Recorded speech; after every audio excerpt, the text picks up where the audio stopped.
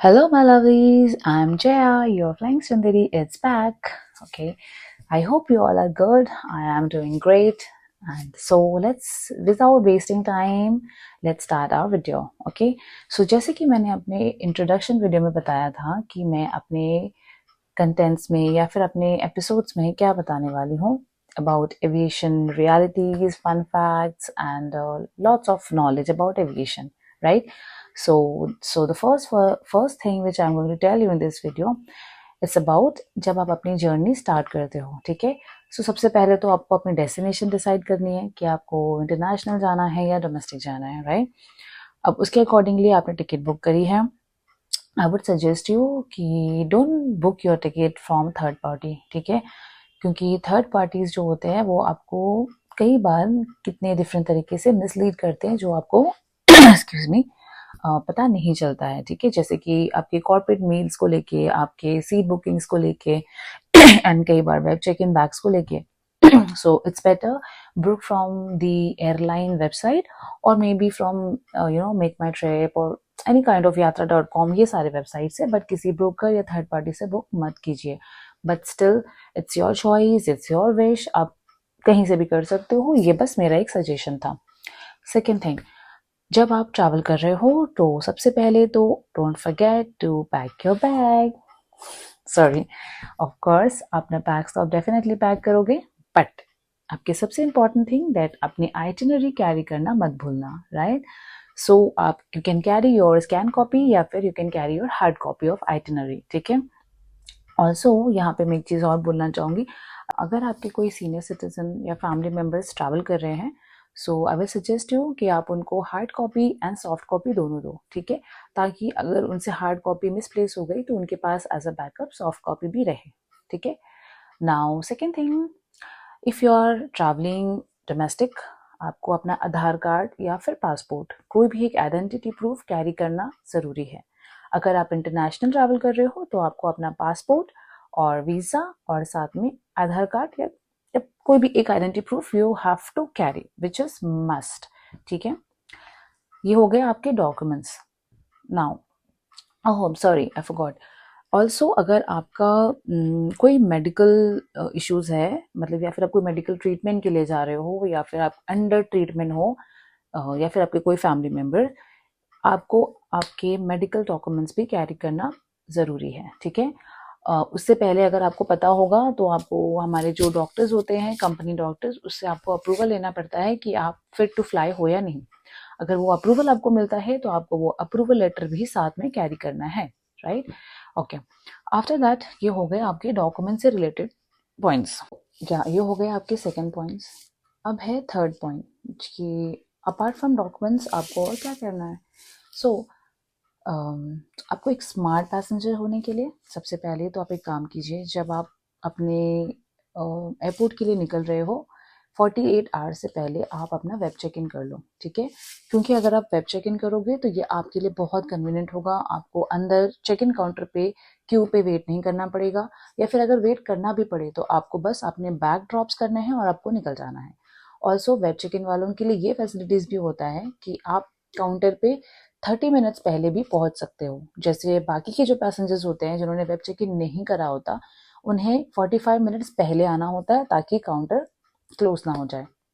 But अगर आपके पास web check in किया हुआ है तो आप हाफ एन आवर पहले भी आके अपना बैग दे के आप इमिडिएटली आगे बढ़ सकते हो सिक्योरिटी की ओर, ठीक है? But I will always suggest कि प्लीज़, चाहे आपने वेब चेक इन करी हो या नहीं करी हो, प्लीज़ अपने एयरपोर्ट आप मिनिमम 2 आवर्स से लेके 1.5 आवर्स लेके पहुँचो हमेशा.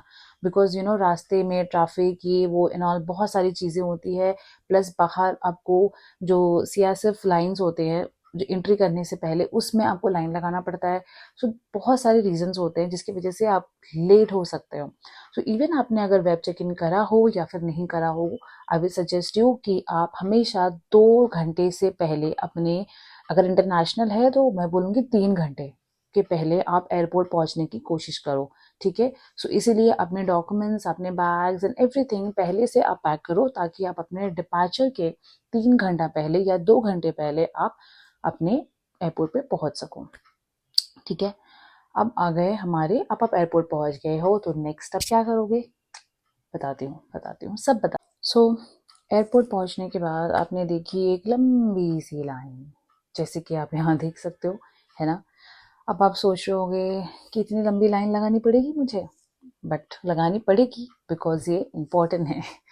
नाउ यहाँ पे आपको अपने जो स्टाफ खड़े होते हैं, मतलब जो सीआईएसएफ स्टाफ खड़े होते हैं, उनको अपना अपना आइटिनरी दिखाना है, और साथ में आपका वेब चेक सॉरी उसके साथ में आपको अपना आईडी कार्ड दिखाना है, जो एक मैंडेटरी और एक सिक्योरिटी चेक होता है।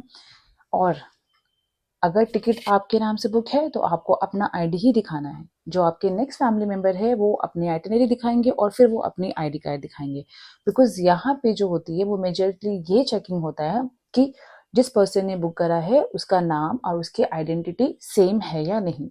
और ये एक बहुत ही बड़ा और बहुत ही इम्पोर्टेंट सेफ्टी चेक होता है, क्योंकि अगर इसमें ज़रा भी गलती हुई या फिर ज़रा भी किसी ने मिस्टेक किया तो एक बड़ा और वेरी मिसहैप इंसिडेंट हो सकता है एयरपोर्ट के अंदर। सो प्लीज़ इसके लिए आप कभी भी सीआईएसएफ पे मत चिल्लाइए, कभी भी आप उनके ऊपर शाउट मत कीजिए कि आप मुझे लेट कर रहे हो, मेरी फ़्लाइट जा रही है, मुझे जल्दी जाने दीजिए। या फिर आप दूसरे गेस्ट को जो आप रिक्वेस्ट करते हो ना कि सर आप लेट आए हो, ठीक है, एयरपोर्ट, उसके बाद आप सामने वाले गेस्ट को बोल रहे हो जो टाइम पे आए हैं बेचारे कि सर मुझे जाने दो बिकॉज मेरी फ़्लाइट छूट जाएगी। ये आपको नहीं करना चाहिए, बिकॉज ये एक बहुत ही गलत प्रैक्टिस होती है, बिकॉज आपके लेट की वजह से दूसरे जो गेस्ट है उनको सफ़र करना पड़ता है। और कई बार तो सीआईएसएफ जो स्टाफ होते हैं उनके ऊपर मैंने देखा है पैसेंजर्स बहुत चिल्लाते हैं, जो आपको नहीं करना चाहिए, क्योंकि वो आपकी सेफ्टी के लिए और एयरपोर्ट की सेफ्टी के लिए ही वो कर रहे हैं, और वो बहुत ही मैंडेटरी थिंग होता है, जो एक सेफ्टी से रिलेटेड चीज़ें होती है जो उन्हें बहुत ही पेशेंटली और आराम से करना होता है। So please don't shout at them, and उन्हें आराम से डॉक्यूमेंट्स चेक करने दीजिए और आप बेटर टाइम पे आइए, सो दैट आपको भी ये रश नहीं करना पड़े, ठीक है।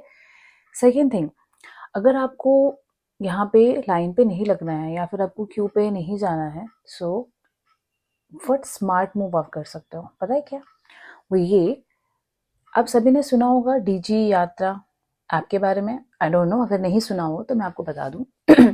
डीजी यात्रा ऐप जो है एक बहुत ही हेल्पफुल ऐप है, जो आपको क्यू पे खड़े होने से आपको काफ़ी टाइम सेव करने वाला है। सो इट्स बेटर, अगर आप जब भी लेट हो रहे हो या फिर आप पहले आ रहे हो, जो भी है, अगर आपने डीजी यात्रा ऐप पे लॉगिन कर लिया है, आपने रजिस्टर कर लिया है, तो उससे क्या होता है कि आपकी जो आइडेंटिटी है वो वहाँ पे सेव हो जाती है। इससे आपको एयरपोर्ट पे जब आ रहे हो, आपको सीआईएसएफ के पास लाइन पे लगने की ज़रूरत नहीं है। आप बस डीजी यात्रा ऐप के पास जाओगे, अपना बोर्डिंग पास अपनी आइटिनरी स्कैन करोगे, वो आपको ऑटोमेटिकली अपने आईडी और आपके फेशियल के हिसाब से आपको स्कैन कर लेता है और आपको अप्रूव कर देता है। तो इससे क्या होता है, आपकी जो यात्रा होगी या फिर जो वो जो लाइन है उस पर आपको लगना नहीं पड़ेगा और आपकी यात्रा स्मूथली आगे जाएगी। So don't forget to download and register yourself in Digi यात्रा।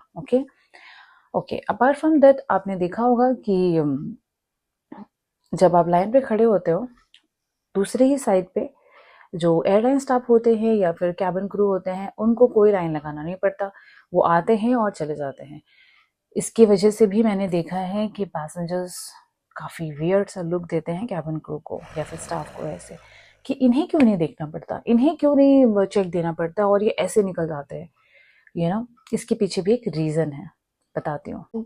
जो स्टाफ की जो लाइन होती है, जो गेट होती है, वो एक एक्चुअली अलग होता है, जिसमें हम पैसेंजर्स ट्रैवल करते हैं, और एक जो स्टाफ की जो एंट्री होती है उसकी एक अलग गेट होती है, वो डेडिकेटेड होती है, वो गेट सिर्फ स्टाफ और एम्प्लॉयज़ के लिए। उसके पीछे रीज़न ये होता है कि आपकी जो फ्लाइट लेट हो रही है वो और लेट हो सकती है अगर एयरलाइन स्टाफ या फिर कैबिन क्रू आपसे पहले ना पहुंचे, ठीक है। सो हमें एक्चुअली आपसे कहीं पहले पहुंचना होता है डिपार्चर के, ताकि हम पहले से जाके आपके लिए सब कुछ प्रिपेयर कर सके, एयरक्राफ्ट को रेडी कर सके, सब कुछ कर सके, इसीलिए हमें डायरेक्ट एंट्री मिलती है। But you know what, direct entry का मतलब ये नहीं है कि हमारी चेकिंग नहीं होती है या फिर हमें कोई आईडीज़ या फिर अपने आधार कार्ड, पासपोर्ट या आइटिनरी शो नहीं करना पड़ता है, हमें भी करना पड़ता है, और वो होता है हमारा एयरपोर्ट एंट्री पास, जो आपने देखा होगा कि हम अपने लैंडयार्ड पे गले पे पहनते हैं। उसमें हमारी कंपनी की आईडी और उसके साथ ही हमारी एयरपोर्ट एंट्री पास होती है, जिसे हम शो करके अपनी आइडेंटिटी चेक करा के फिर हम आगे जाते हैं। वो जो एंट्री पास होती है वो हमारी एक प्रॉपर पुलिस वेरिफिकेशन होने के बाद हमें मिलती है। तो हमारा बैकग्राउंड चेक, हमारा एड्रेस चेक, हमारा पूरा वेरिफिकेशन होने के बाद हमें वो एंट्री पास जो है वो अप्रूव होती है सारे एम्प्लॉयज़ को, जिससे वो चाहे वो साल भर के लिए होती है या 6 मंथ के लिए होती है, जिससे हमें स्मूथली एयरपोर्ट में एंट्री मिल जाती है विदाउट एनी क्यू और विदाउट एनी आइटिनरी या जो भी आप बोलो, ठीक है। So this is the reason crew और एम्प्लॉयज को अलग से एंट्री मिलती है विदाउट एनी क्यू, बिकॉज अगर हम नहीं पहुंचेंगे तो फिर आपकी उड़ान कैसे भरी जाएगी, राइट। सो नेक्स्ट टाइम गुस्सा मत कीजिएगा, स्माइल से प्यार से देखिएगा हमें, ठीक है। सो नाउ फाइनली आप हैप्पीली एयरपोर्ट के अंदर पहुंच गए। अब इसके आगे क्या करने वाले हो या फिर इसके आगे क्या करना है, कौन से प्रोसीजर्स है, ये सब मैं आपको बताऊंगी अपने नेक्स्ट वीडियो में। बिकॉज एज यू नो कि एयरपोर्ट में काफ़ी लंबा प्रोसीजर्स होता है नो, हर स्टेप पे कुछ ना कुछ डिफरेंट डिफरेंट प्रोसीजर्स फॉलो करने पड़ते हैं। तो अगर मैंने ये एक वीडियो में बताया तो फिर वीडियो काफ़ी बोरिंग हो जाएगी, है ना। सो इट्स बेटर मैं स्टेप बाय स्टेप आपको बताती हूँ। तो ये हमारा पहला स्टेप था जो हमने होपफुली सक्सेसफुली कंप्लीट कर लिया है। Please give lots of love and support from your side. As you all know, I'm here, Jaya, your flying Sundari, to share lots of love, happiness, experience, and support. So love you all and see you on next episode.